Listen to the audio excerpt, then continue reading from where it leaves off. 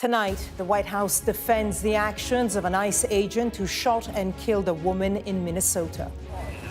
No! No! The president and the vice president insist the officer was acting in self-defense as outrage grows. Every one of you. A mother was murdered yesterday. She was 37 years old. Clashes between demonstrators and federal authorities as local officials dispute the White House account.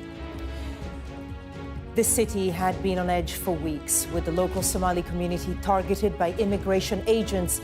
We'll be live in Minneapolis. Also coming up, 1,000 days of war. Sky News investigates how Sudan is being flooded with foreign weapons. The evidence that protests are spreading right across Iran despite a brutal crackdown by the government. And the ice caps are melting, but there's something even more urgent concerning scientists. We'll be live in the Antarctic to find out. That's all coming up on The World with me, Barbara Serra.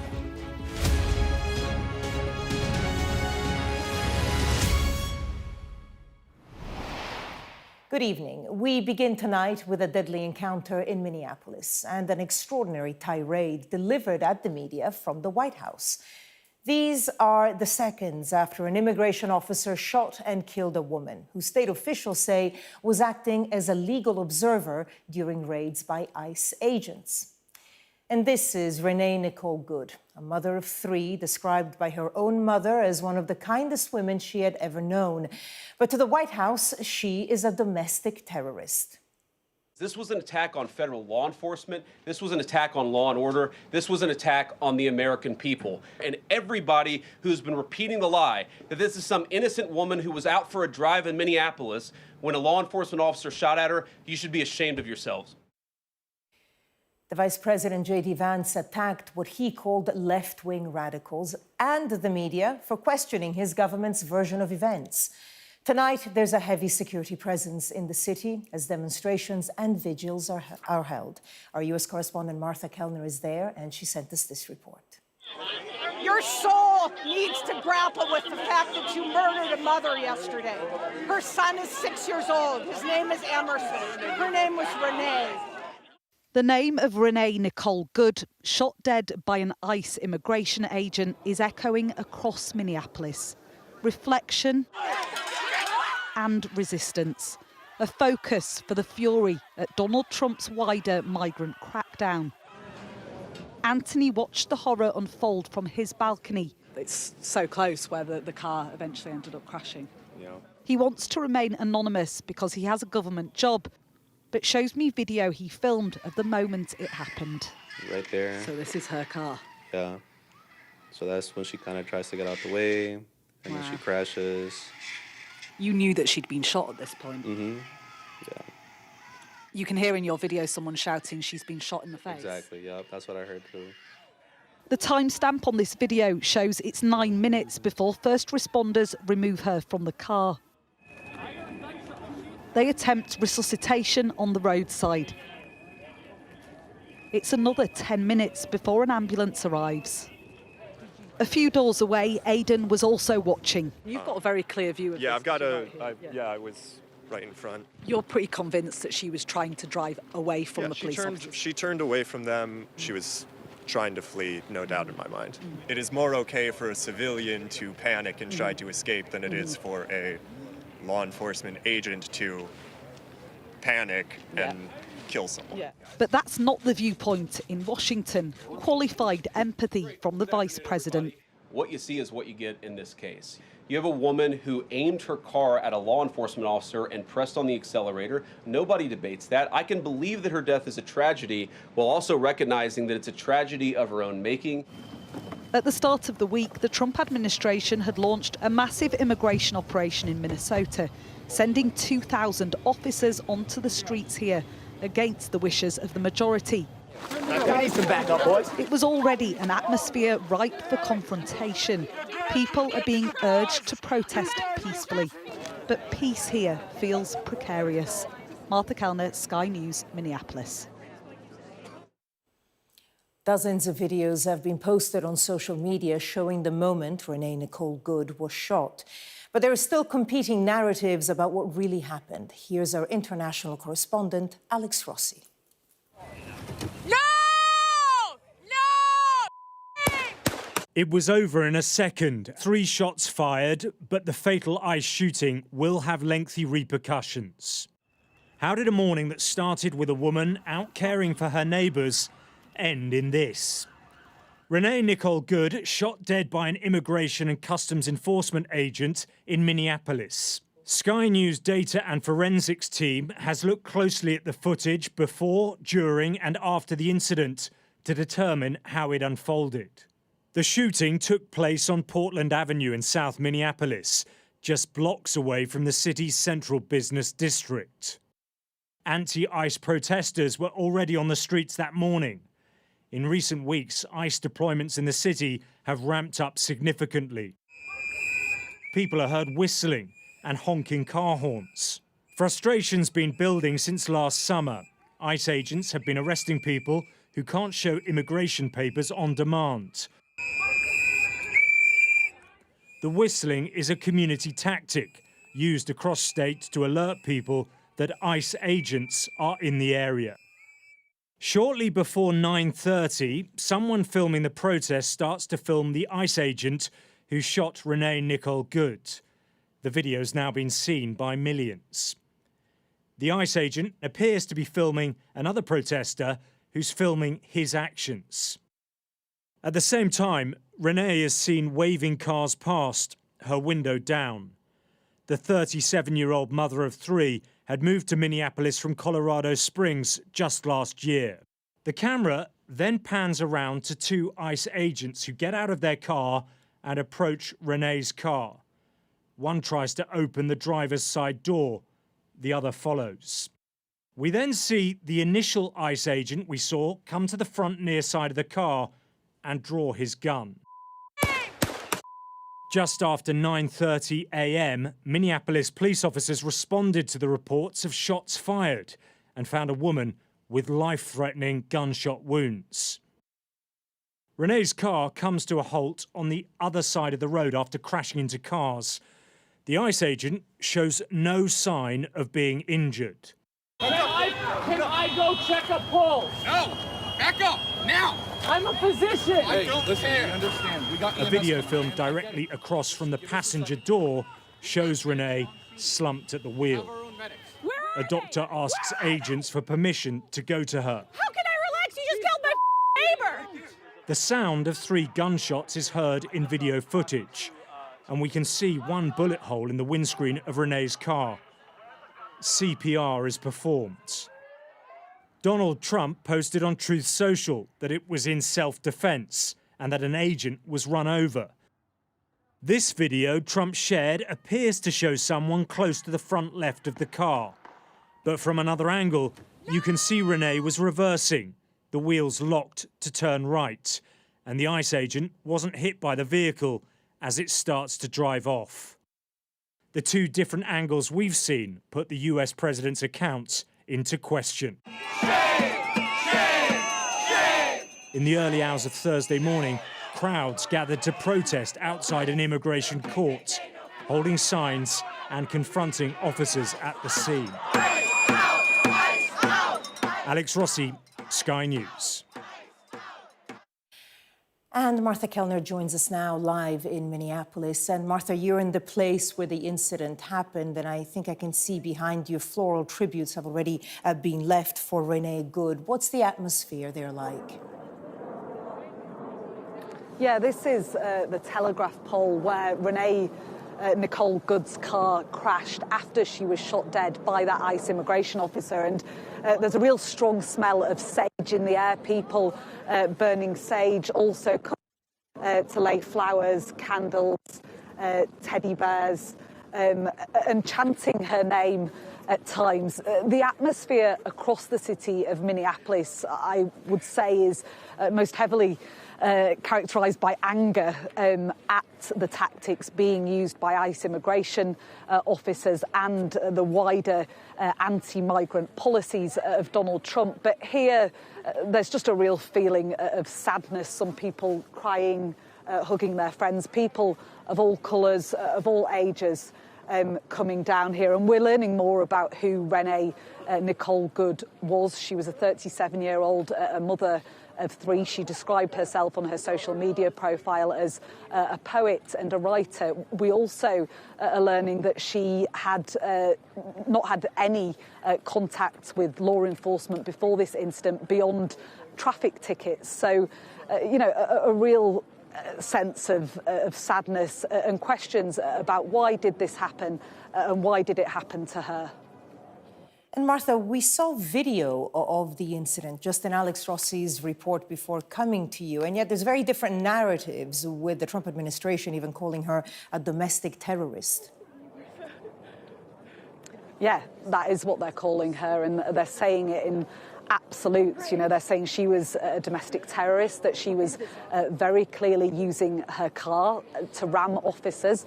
Donald Trump saying today that she behaved horribly, that she ran him over, him being the ICE agent. He said she didn't try to run him over, she ran him over.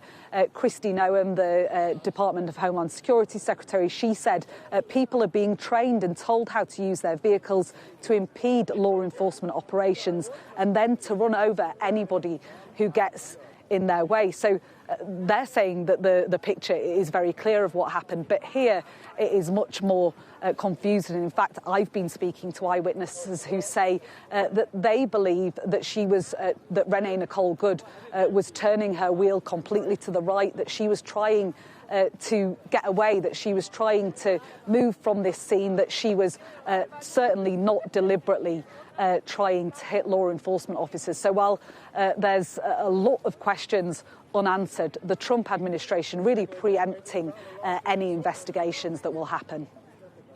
Martha Kellner with the latest there in Minneapolis. Martha, thank you. Well, let's turn our attention to the UK now, which is currently being battered by Storm Goretti. The Met Office has issued a red warning covering Cornwall, the Isles of Scilly and Jersey, and that means that there is a danger to life. Well, our correspondent Stephen Murphy is live for us in Cornwall. I mean, obviously, the weather looks absolutely fierce. Tell us more about what the situation is like there now.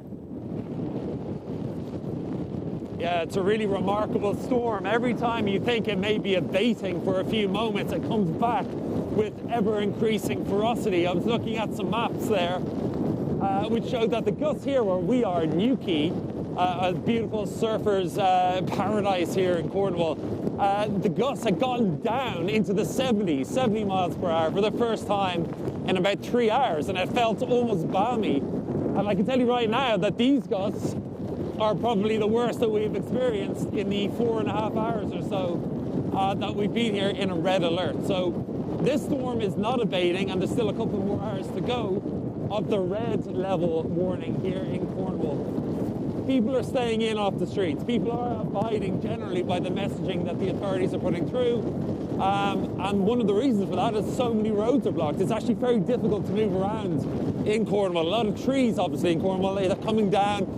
Tens and tens of thousands of people are without power as a result. The last we heard, it was nearly 50,000 residences so far. And as I said, that was really at the halfway mark of the red phase of this storm, which is due to last until 11 p.m. So far, we think. And then obviously it will slowly abate as we move into the early hours. So far, no reports of any injuries. Luckily here in Cornwall, as I said, people are really battening down the hatches. I wish we could show you the sea. It is white foam as far as the eye can see. This storm is absolutely ferocious, and it's not done with the southwest just yet. Yeah, the wind does look absolutely ferocious. Stephen Murphy, live for us in Cornwall. Stephen, thank you for that. So a red weather warning for Cornwall. But let's take a look at the weather across the UK as it braces for the impact of Storm Goretti. Now, this map shows the current wind speeds across the country ahead of the storm that forecasters are describing as a weather bomb. And these are the scenes from Porthleven Harbour on the south coast of West Cornwall, part of that region where Stephen was now under that red weather warning. This is a live view of the golf course at Cape Cornwall on the west coast. A period of exceptionally strong northeasterly winds is expected to arrive in that region later today.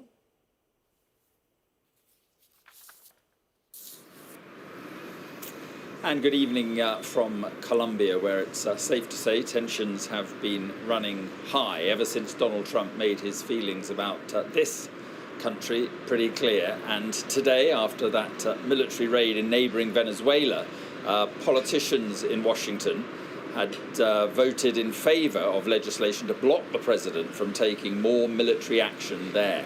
The Republican-controlled Senate voted 52 to 47 for powers that would stop the administration from carrying out further strikes without authorization from Congress. It's one of the clearest signals yet that even Republicans are growing wary of the president's increasingly interventionist foreign policy.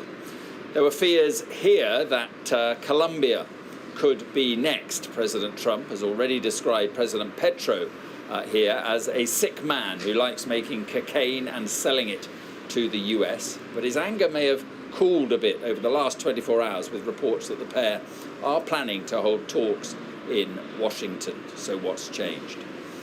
I've been speaking to the head of the local police here about Colombia's drug problem and what is being done about it. This is why Trump has the Colombian president and the drug cartels here in his sights. Cocaine has always been big business, and it's getting bigger. More cocaine is produced here now than even during the time of Pablo Escobar. In this border area close to Venezuela, the police and local drug enforcement agents launch regular raids on the drug gangs. It's a show of strength, but a battle they are far from winning. Colonel Jimmy Bellacaza is the man with the badge of honor in this area, tackling the drug gangs. He says his men are launching an increasing number of operations to disrupt the cartels and does not accept it's a fight the security forces cannot win. We, as a public force, have all the institutional capabilities to be able to deal with problems arising in our territory.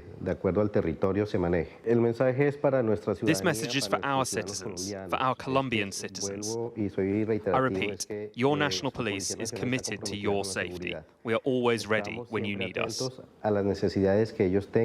And Colonel, how important is this fight to you as a human being, as a family man, as a Colombian, as a senior police officer? It's a very important question, and I say this from my perspective as a person, as a father, as a son, in the fight against this scourge of drugs that is so wicked, as it is in any part of the world. In our country, it does a lot of damage, and we must attack it indiscriminately. The statistics are stark, though. Colombia is now producing enough cocaine to fill 20 jumbo jets every year. The president here has a 10-year plan that is not working. Trump is threatening to send in the military, and the recent evidence suggests he may well do just that. Let's turn our attention to Venezuela now and speak to journalist Rosalie Hernandez, who is in Caracas amid reports that a number of prisoners are going to be released. And tell us, Rosalie, about this feared prison in Caracas and the prisoners who may be released. Yes, Mark. Hello, good evening. Just to put you in some context, the President of National Assembly, Jorge Rodriguez, announced today at a press conference that a part of a peace agreement established with the United States, they will be releasing political prisoners throughout all the country. We have to remember that right now there are almost 800 political prisoners behind bars. Right now, I'm in El Helicoide, one of the most significant places where all the most important political prisoners has been living. We have to remember this place has been in all of the political and international organizations as one of the most dangerous places in all Latin America, because in here they are living under a lot of pressure. They have been detained in here, and they haven't been the relative has not access to all the prisoners that live in here. So we are expecting that today all the 800 prisoners that has been under the national security forces since a lot of years, not only this year, maybe they will be all released today. We have to remember that this could write a new path in a really democratic way to recover all the liberties in our country. Okay, Rosalie, thank you very much for being with us. Let's bring in now Paula Bautista, who is a member of the Venezuelan opposition, who is living in exile. Thank you very much for being with us. And just first of all, what do you make of this announcement that these foreign and Venezuelan prisoners could be released in the next few hours? Well, of course, the first reaction is joy, because nobody deserves to be behind bars without any reason and without committing any crime.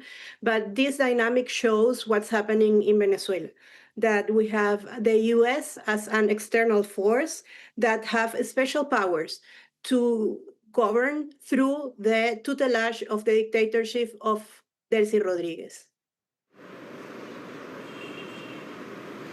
But is it not perhaps a sign that the US is willing to put pressure on the Venezuelan regime to allow more political expression and more political freedom? Could it be a sign that that is going to happen, do you think?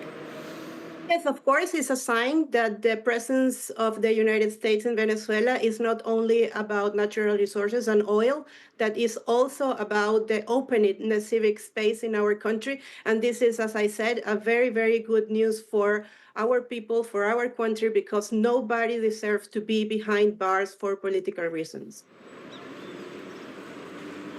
Do you think it's possible that people like Maria Machado, people like yourself, other opposition figures who are living in exile could be able to return to Venezuela? Or do you think that is impossible while the remnants of the Maduro regime are still in control?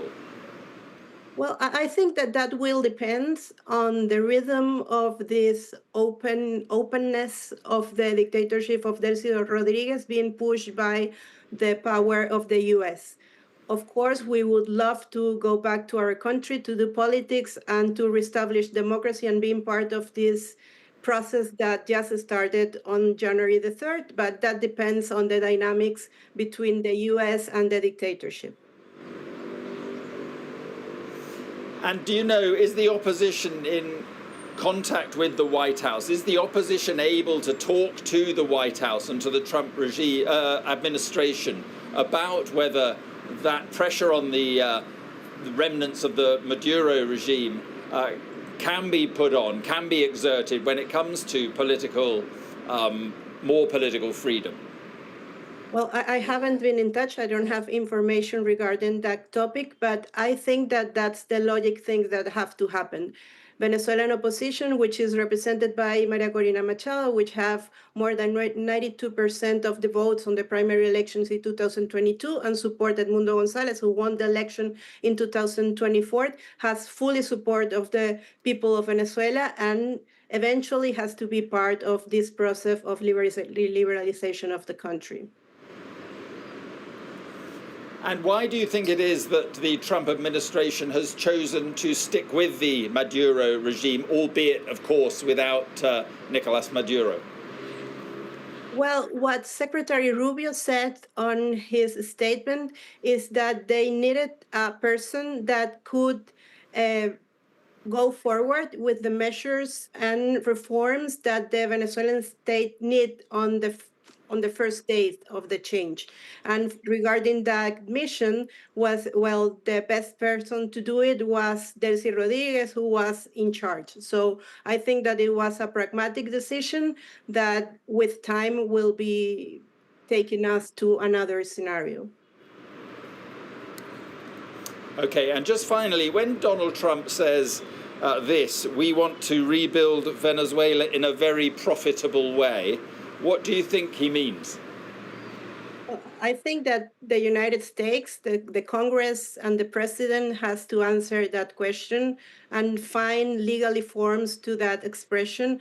But as Venezuelan, what we have to say is that we have sovereignty, that we need to go to the ballots again, we need to vote, and of course we have to be part of this process of democratization of the country. Right, so you would like to see free and fair elections soon. Well, we'll see what. That's what our constitution says. That's what our constitution. Right, okay, Paula Bautista, I appreciate you coming on. Thank you very much indeed. And now let's go back to London and Barbara. Mark, thank you. You're watching The World. Coming up next, the humanitarian crisis that's showing no signs of going away. We'll have the latest on the ground in Sudan as the country prepares to mark 1,000 days of war.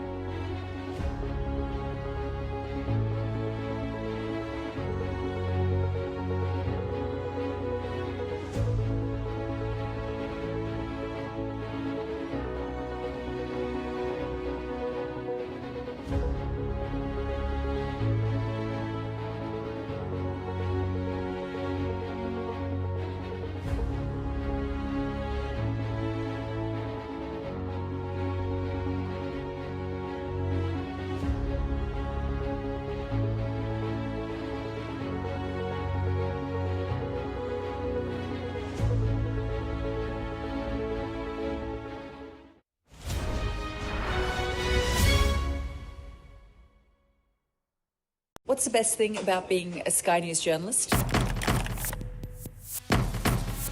Who's funnier? Being a Sky News journalist. A special edition of The World with me, Yalda Hakim. Pakistan has the right to respond. You're like, what? Historic day here today. Congratulations, this is a huge moment. But what happens now?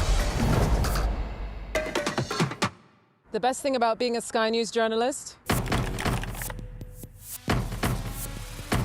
They call him the king of the jungle. Being a Sky News journalist. Yusra al-Baghir has this report. And this is what's left of it. As a woman of colour, how did the Harris campaign speak to you? People risk their lives to speak to us for this report. Mr. Zuma, Sky News. We're trying to see as much as we can. The best thing about being a Sky News journalist? I'm going to take you behind the scenes here for Election Night Live. They have gone up and up. Being a Sky News journalist. Ed Conway, Sky News, is anyone going to talk to us? Mortgage rates did go up very sharply during your time in office. Here it is. First off, just the scale of what we're looking at. Our data shows it's been happening. Question is, why it hasn't been stopped. The war in Sudan has become one of the worst humanitarian crises of the 21st century.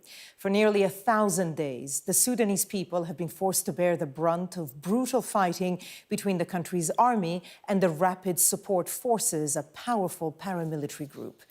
Millions have been left with no choice but to flee their homes, and half the population is facing extreme levels of hunger. And there's no end in sight, as our Africa correspondent Yusra Bagir now reports. 1,000 days of war in Sudan has led to this, a catastrophe of displacement and starvation, with camps like this one in North Darfur scattered across the country. 70% of Sudan's population are now in dire need of aid.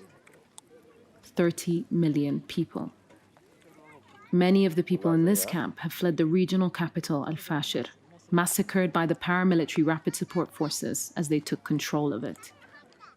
This exclusive footage snuck out of Al-Fashir and shared with Sky News shows the empty, embattled city, eroded to ruin by bombs and bullets, a shell of the historic capital it once was.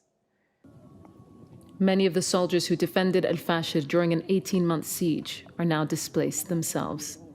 Some have laid down arms and live in these camps in rebel-held territory, not untouched by the deprivation of war. There were no instructions from top command. Everyone just scattered. Everyone had to save themselves. We don't know where the area commander left from, where the national intelligence left from, where the military intelligence left from. It was every man for himself. Another soldier tells us they've not been contacted by the military after their mission in Al-Fashir ended in disaster. We haven't seen a single thing from them. Nothing has been offered to us. We should ask God for this war to end. There's no benefit to us. We can only pray that it ends. But the war in Sudan is likely to drag on. The country's been flooded with foreign weapons over the 1,000 days it's been raging. Videos shared by fighters online show the RSF using foreign equipment across Sudan, including sites of some of its more severe atrocities and key territorial gains. This video from October 2025 shows an armored vehicle during the RSF's capture of Al-Fashir, which left thousands killed and wounded. The vehicle, identified by its distinctive polygon-shaped rear compartment and unique window configuration, appears to be a Panthera T2, produced by a UAE-based company, Minerva Special Purpose Vehicles, MSPV. We see the vehicle again here in November, as RSF forces approach Baba Nusa, a key town in Sudan's West Kordofan state. It appears the same vehicle has been operated by the Libyan National Army, de facto backed by the UAE in Libya. Both Libya and Darfur are under a UN arms embargo. These supply lines have been set up through networks and proxies that are supported by the United Arab Emirates and forces either in Libya or in Chad. So what we're seeing is essentially not one, but two arms embargoes being contravened. So obviously the Sudanese one, but also it's been a long-standing reality that the Libyan arms embargo is recurrently contravened. This video from Khartoum, the capital, in April 2025 shows a captured Chinese-produced AH-4 howitzer imported to the UAE from China in 2019, according to the SIPRI arms transfer database. We see another one in this video, filmed by military soldiers in May. The UAE sent this statement to Sky News in response to our findings. The UAE categorically rejects any claims of providing any form of support to either warring party. They added that the howitzer referenced in the report is a system manufactured outside the UAE and has been available on the international market for nearly a decade. The assertion that only one country has procured or transferred this system is invalid. They also said the UAE operates a comprehensive and robust export control regime in line with its applicable obligations under international law, including with respect to arms control. In other videos, we've seen RSF fighters carrying a US-made semi-automatic M10 SAS rifle, manufactured by Knight's Armament Company, KAC, based in Florida. It's seen at the RSF capture Baba Nusa here, and during the RSF's capture of Hijlij here. We haven't identified widespread use of the M110 SAS among RSF forces, and this rifle was likely captured from Egyptian forces in 2023, but its presence shows the scale and spread of foreign weapons used in Sudan's deadly war. A war where millions of civilians have been targeted en masse, killed, starved, displaced, and detained with weapons from around the world. C5. There were C5s, the three types of drones: suicide, strategic, and bomb-carrying drones. R-23s, tanks, howitzers. This 28-year-old doctor assisted civilians during the siege of al-Fashir and was assaulted and detained by the RSF when they captured the city. The main victims are women and children, and the young men who have become tools for a war that won't benefit them. There is no military solution that will solve this. 1,000 days of war and counting, unchecked and raging through Sudan, devastating the people and the places that fall in its path. Yusra al-Baghir, Sky News. You're watching The World with me, Barbara Serra. Still to come. Violent protests continue to spread beyond Iran's capital, Tehran. We'll take a closer look at why Iranians are taking to the streets.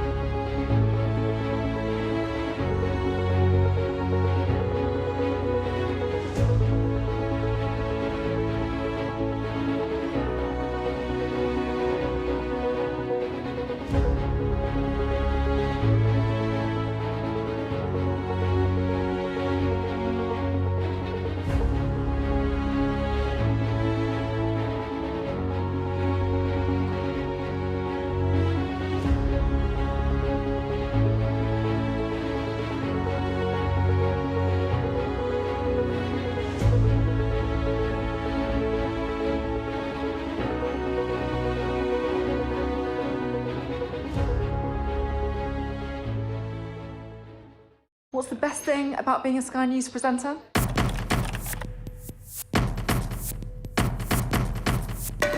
We've done the work and the reading, so you don't have to. Being a Sky News presenter. Hello and welcome, Westminster, the heart of British politics.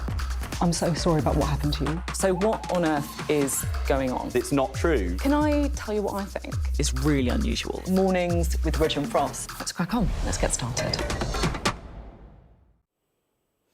Let's go to Iran now, where protests that began with shopkeepers in Tehran have spread right across the country. Demonstrations are reported to have reached over 280 locations in all of Iran's 31 provinces. Sky News' data and forensics team has independently geolocated and verified video of protests in 19 provinces shown here. Now, activists say that at least 34 protesters have been killed, more than 2,000 arrested. Our international correspondent John Sparks has this report. In a place called Malik Shahi, protesters converge on a base run by the Revolutionary Guards and give voice to their collective rage. The Revolutionary Guards respond with their weapons.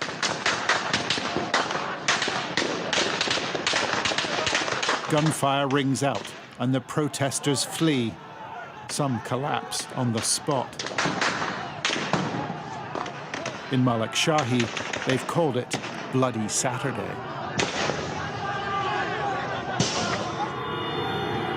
The following day, the protest reforms outside the regional hospital. Relatives of people who've been shot and injured calling for the end of the regime.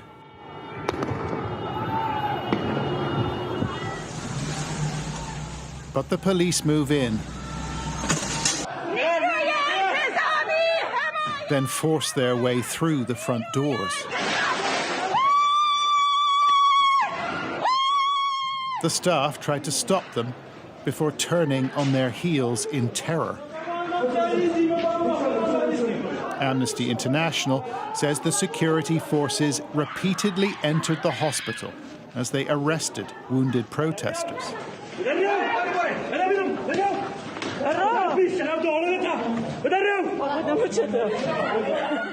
Here, a patient hides in his room as the authorities tear through the wards. They're also accused of using live ammunition.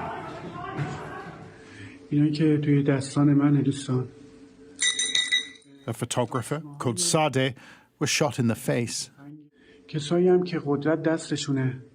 گردنشونو کردن توی بیت المال و خودشون و اطرافیانشون دارن از اون میبرن و برای مردم تنگ دستم نسخه ساده زیستی و پاک دستی تجویز میکنن.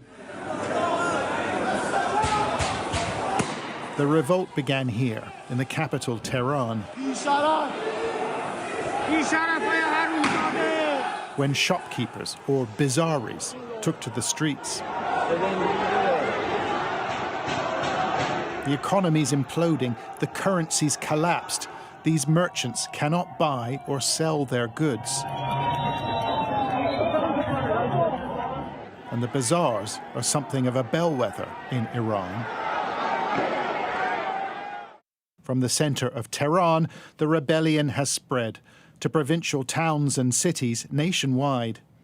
In Shiraz, for example, it seems many no longer fear the regime.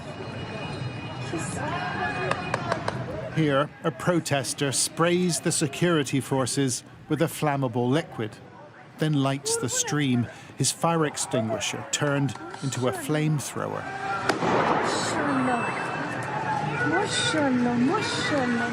The officers give chase as the man tries to flee. "My God, don't shoot him," says one witness. But the man is caught and beaten in full public view, despite a pledge by Donald Trump to rescue the protesters if the regime resorts to extreme violence. In an odd-looking confession, the alleged suspect admits to his crime while holding on to a red canister, the item broadcast on national TV. The clerics who run this country have reason to worry. The economic crisis affects the security forces too. At a march near Malik Shahi, the police don't stop the protesters, they wave to them. And nobody intervenes when bags of rice are destroyed at a shop owned by the Revolutionary Guards. This may be the most serious challenge to the regime since the revolution in 1979. Anger and desperation spilling into the streets, the public no longer prepared to listen. John Sparks, Sky News. Well, I'm joined now by Ellie Boran, a British-Iranian dissident and founder of the activist group Stage of Freedom. Ellie, thank you so much for being with us here in the studio. Now, you've been talking to a lot of family, friends, other protesters in Tehran and around the country. First of all, what have they been telling you? But also, are you still able to communicate with them? Because we're hearing internet is down. Yeah, thanks for having me. And I was talking to a brave girl at 4 o'clock in UK time. So she was in Tehran at that time, and still she's there. So unfortunately, I cannot contact her anymore or contact anyone else because the message we are receiving right now, the internet has been cut off. So they are in blackout right now. So which is a scary moment for all of us, and we are worried for our, every single person inside Iran. And tell us a little bit about what the people that you were speaking to told you that they wanted. What were the protests like? What's the main drive for them? They want absolute regime change, nothing less. So they want what is triggered, it was economic crisis, but it's not. They are not asking for fixing the economy, or they're asking for regime change, and also through their slogans, which I think everyone could hear it and translate it. They are calling out for regime change under the Reza Pahlavi's leadership. That's what they are calling right now. So previously, during the Mahsa movement, so everyone they were calling out for death to the dictator, death to the Islamic Republic. When you say the Mahsa movement, Mahsa, I mean is that death the one that sparked the movement in 2022? Yeah. Yes, that's right. And but now people are asking for, also they're asking what they want. They are calling out for regime change, for transition by Crown Prince Reza Pahlavi, I think. Who's the exiled son of the former Exactly, Shah. but the good thing is everyone are participating. So he could make people get united against the Islamic Republic and what the people wanted for 47 years, basically. This is not the first time people coming out. Well, that's what I wanted to ask you about. I mean, we've seen, not many, but uprisings against the regime recently, the one that we just mentioned, 2022, over Mahsa Amini's death, over her supposedly wearing the hijab incorrectly. But nothing really came out of those. Do you sense a difference now? And if so, why? This time, actually, what happened at that time, it was that every time we have trigger point, something triggers the movement, right?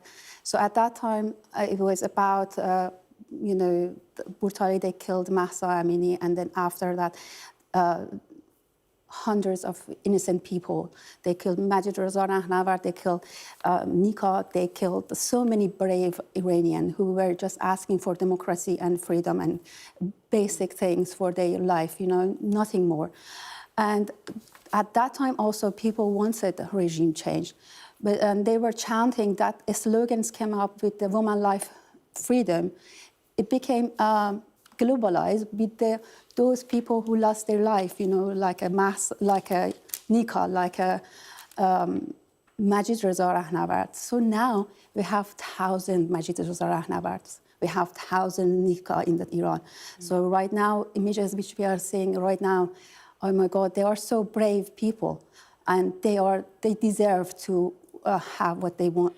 I mean, it's obviously been a particularly difficult year in Iran. The economy is in pieces. The rial's value, I think, has gone down 45% just in the past year. And also there was the war, the 12-day war with Israel. So a very difficult time. And yet we've also seen Donald Trump quite recently effectively almost come to or at least verbally come to the defense of the Iranian people, warning the regime he might take action. Seeing what we've seen in Venezuela, how does that go down in Iran? Iranian people are welcoming Western support. they are not against of Western. They are welcoming their support.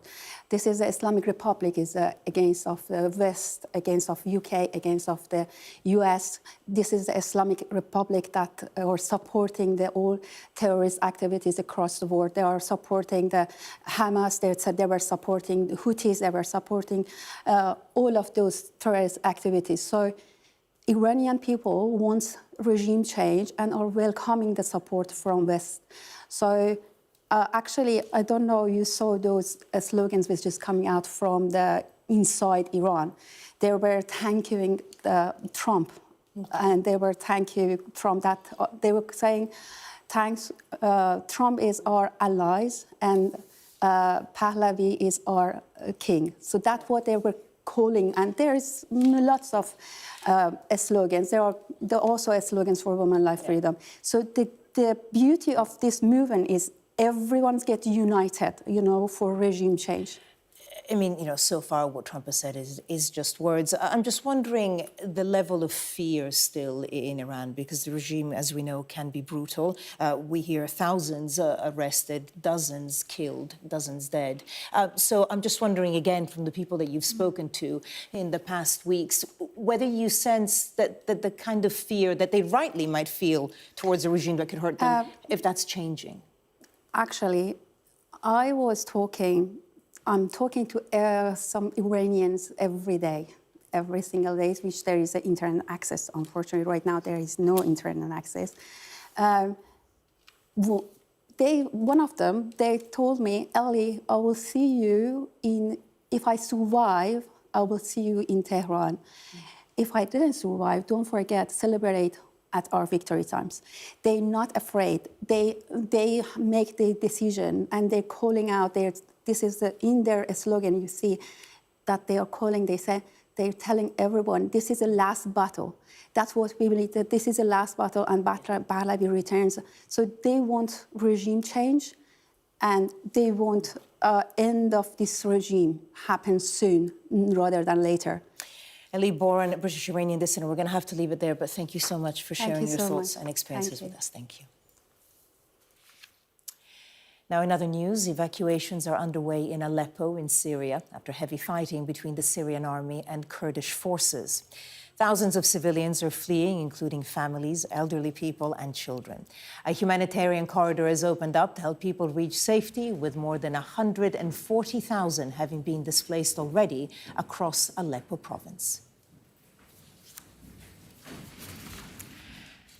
Well, it's no secret that Antarctica is one of the main victims of global warming. The ice caps are melting, which means that sea levels are rising. It's a huge problem.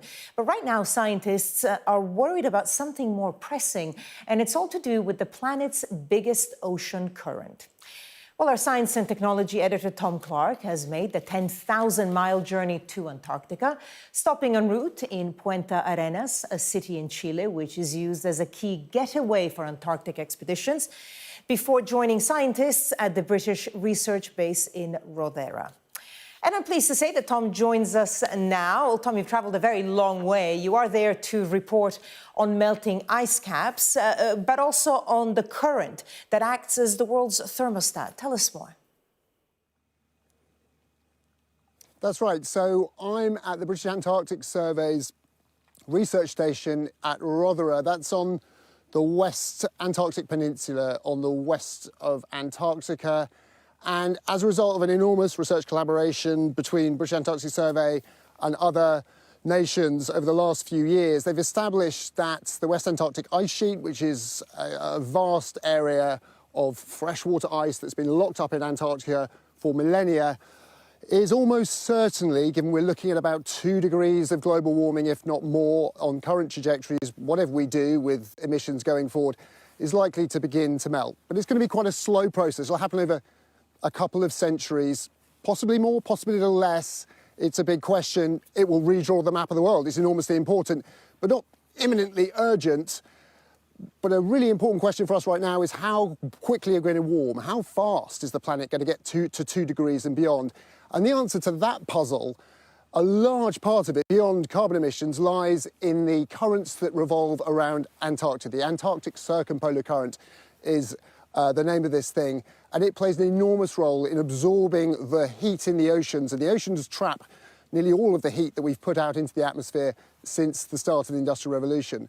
But figuring out the intricacies of that involves some very close focused science, and we're down here to film with some of the researchers doing that, understanding how, as glaciers melt, they put fresh water into those currents, how they change the result, how possibly even those processes affect those currents, may speed up, may slow down, but they're trying to solve those little pieces of the puzzle that inform us more quickly about how that thermostat's working and how it may trend into the future.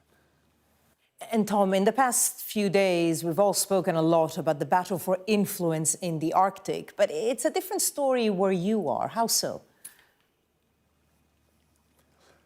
Absolutely. So, you know, as we see Donald Trump renew his threats to annex Greenland, for example, a big fight over access to the Arctic, down here, the Americans have been doing something quite different. Donald Trump has taken an axe to research funding for American scientists down here. They no longer have access to an icebreaker for the first time in decades to do their work. And because of something called the Antarctic Treaty, the only way to establish a presence here and maintain it is through scientific research. It's partly why the British have this station right here. And there's a big question now, with the absence of the Americans, if that's prolonged, other nations, China, for example, could increase their presence here. And we're already seeing evidence of that. Tom Clark, live in Antarctica. Tom, thank you. And thank you for joining us tonight. Yalda will be back on Monday. Jillian will have news at 10 coming up next. And I'll see you tomorrow. Thanks for watching. Bye-bye. The best thing about being a Sky News journalist? I'm going to take you behind the scenes here for Election Night Live. They have gone up and up. Big Sky News journalist. Ed Conway. Sky News, is anyone going to talk to us? Mortgage rates did go up very sharply during your time in office.